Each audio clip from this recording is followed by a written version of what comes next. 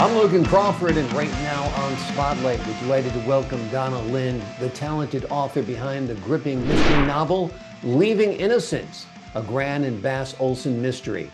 It is set in the picturesque but deceptive town of Innocence, Arkansas. This book paints a compelling tale of familial bonds, concealed truths, and the relentless pursuit of justice.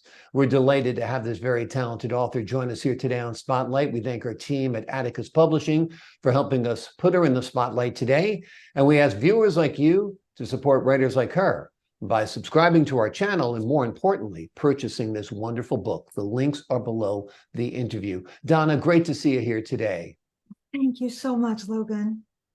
I love your book. I love the title, Leaving Innocence, because it's so intriguing and provocative. And then you realize Innocence is the name of the town. Give the folks at home an overview. What is Leaving Innocence about? Well, one of the things is of my characters, I have very real characters, and one of them really is my reader. And I'm inviting my readers, no matter what they're going on in their lives, to leave and come into Innocence, just walk up the stairs and across the porch into a home that's been there for over 100 years. And it's large, it's spacious, it's safe. There's a coffee cup that you love in the kitchen waiting for you. It's a very safe place.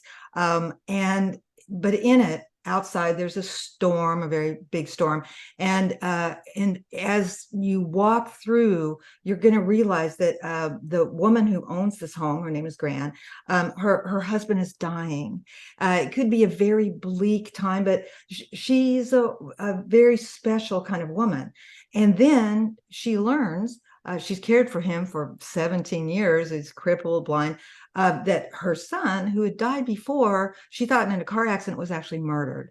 So just in a few minutes, really, her world changes. And the readers, because they're right along with her, we have a narrator who loves her, and this is his home as well. They can watch her, and she could have been filled with despair and self-pity, and yet inside there is an inner strength that she is going to devote whatever resources she has to discovering who murdered her son. So, what is the cost of justice? It's everything. And our readers, I believe, because it's an uplifting murder mystery, they're traveling along with an unlikely pair on kind of a perilous journey. And in the end, it's very satisfying. So by the time they get done, they're feeling like there really is justice for people who should be overlooked. They don't have power, they don't have influence, and yet they were able to surpass insurmountable obstacles that even the law enforcement people that had been involved for a little bit couldn't do it. So that's what we want to do, is share hope with our readers, so that no matter what your circumstances are, there really can be prevailing justice, and that you needn't despair. Wonderful. It's a wonderful lesson, a wonderful moral to the tale. The relationship between Bass and his grandmother, Gran, is central to the story. How did you go about developing the dynamics between the two characters, and what made you pair a tech-savvy young man with a tenacious retired nurse? Well, one of the things was about it. I've been very blessed in my life. I've been a professor. I've had probably 1,000 Basses, young, extremely bright, tech savvy. Usually they're males, and yet in so many ways they're naive. And I was at a highly selective college, and actually because I was in academic computing, all the students wanted to work for me. I would get some amazing guys, and one guy who was actually raised in his car with his mother. And I kind of got to know him. He wanted to work with, and I realized so much of our culture is oh, you're good at computers, you're going to be a rich and famous person. And this guy, there was just some huge gaps in his life. I just loved him so much. So I think it was the nugget of him that inspired me to create Bass. The house itself was one of my grandmothers lived in this Arkansas Historical Society home that is, built right after the Civil War, and it wasn't a bed and breakfast. It wasn't a hotel. It was their home, and so I look forward to it every summer. Just a safe, wonderful place. When you put together a mystery and you're going to have a sleuth, you wanted to have someone who can see beyond what regular people do. And so we kind of created like a Sherlock Holmes, Dr. Watson idea, where Dr. Watson, like Bass, is every man. Everybody loves Bass. They want to be part of it. Everybody wants to be 25 and be a computer genius. That's really cool. But at the same time, you need a Sherlock Holmes character. But I wanted her to be realistic, down home, and yet being able to see beyond the circumstances, whatever it is. And part of that was, coming from being an Army nurse and then being a country nurse. You, as they said, you look at someone and they'll tell you how much medicine they took, and she would go, I don't think so. I think there's more going on here. Yeah. And she has that response. The two of them obviously care about each other very much and respect each other, though they come from completely different worlds. Right. Yeah, they bring different sides of their brain together. One's a little more emotional, one is experienced in working with people, one is more tech savvy, and together you have one incredible team. That's for sure. Your book touches upon societal issues such as gangs, the KKK, family tensions over money. Tell us a little bit about why you decided to address these issues within the novel, a mystery novel. Part of it was creating a victim who we knew he was a good man from the beginning, but the more that we read about him, the better he becomes, which actually I think that's one of the compelling things about the page turner idea is most mysteries are set up. There's a lot of suspects because there's a lot of reasons that this person should be dead, and you just got to figure out which one is the right one. This one is, the more we read about him, the more we realize this should never have happened. This should never have happened.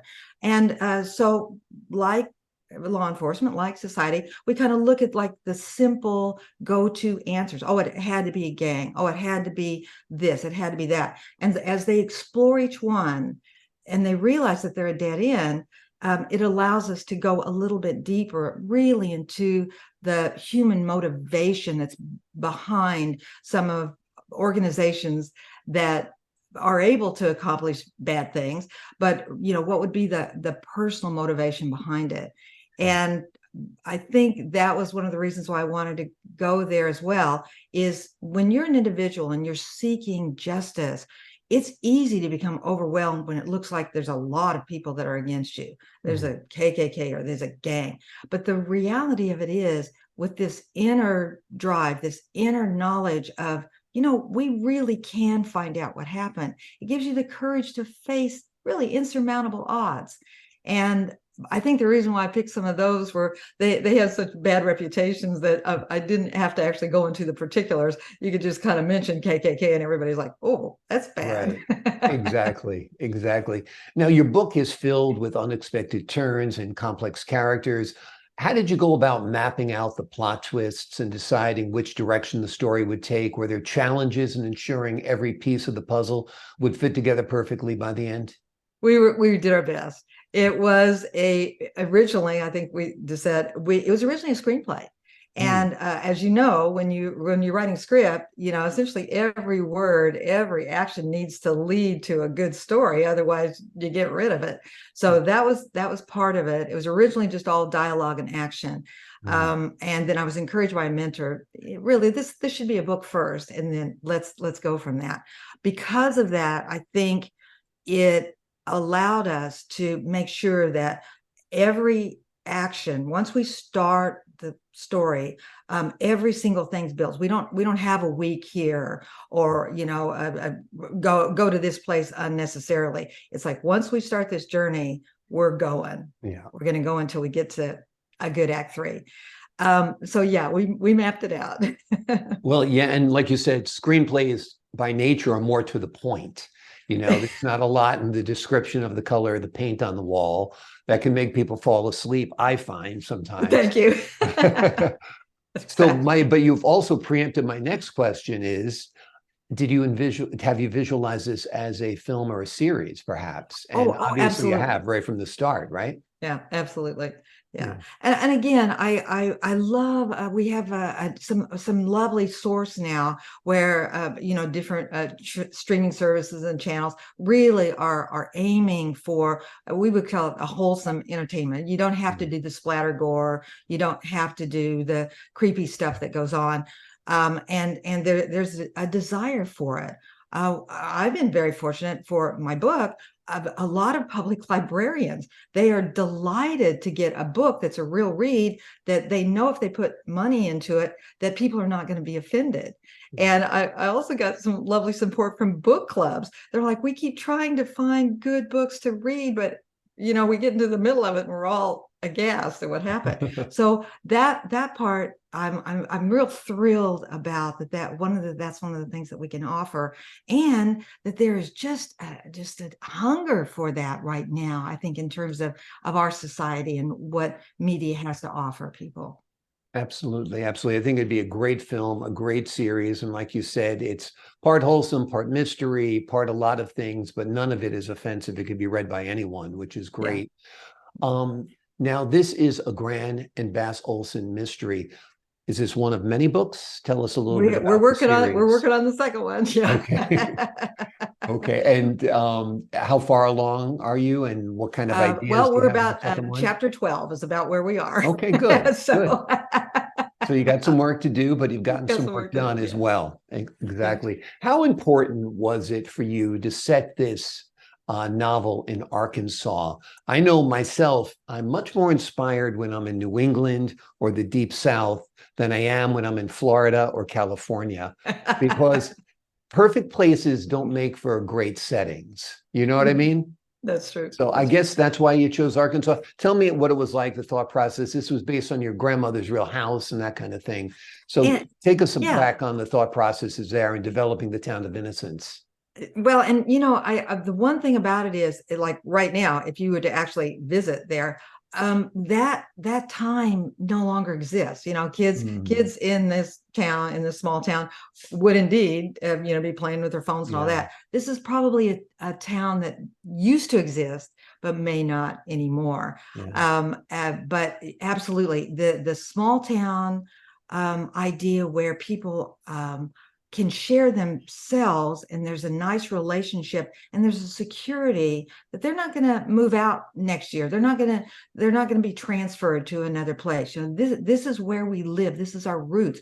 That's why the funeral, actually, they do a Civil War reenactment. Well, that really happens in Arkansas. People dress up as if they were in the Civil War because it's part of their tradition. Obviously, their great grandparents did it, but it's important to who they are. I think that's certainly one of the things that we've lost in California, probably Florida too, where there's this transience, and it's okay to live at a real narrow kind of existence, and call each other by initials or something rather than real nicknames, because they're gonna 2 years from now they'll probably be gone. Yeah. And we want to sense the sense of permanence. Mm. And certainly for our Bass character, who's really spent so much of a tragic background now, living in his car and all that stuff, he can really look at this house and this time with his grandparents as stability, as real life. And that's one of the things that we love to share. And it's gotten so rare now, I Mm. think, in our world. We have so much chaos, we have a lot of uncertainty, and um, Oh, yeah, I was going to even say that I feel that setting novels in older time eras is kind of important nowadays too, because this is a very boring age. When everything's done on your phone or on your desktop or your laptop, I want to see people with microfilm, microfiche, going to the library, going through the newspaper archives and all of that good stuff. So Absolutely. finding a great small town is perfect. So finding the right time setting is perfect as well. The name of the book is called Leaving Innocence, a Gran and Bass Olson mystery. It is a great read. It is a thrilling read. It's part Fannie Flagg and part James Patterson. It is wonderful. You will want to go visit the town of Innocence, Arkansas. Thanks so much for joining us here today on Spotlight. Thank you, Logan. It's been a delight. Oh, the pleasure is all mine. And to the folks at home, I'm Logan Crawford, thanking you for your time this time. Until next time on Spotlight.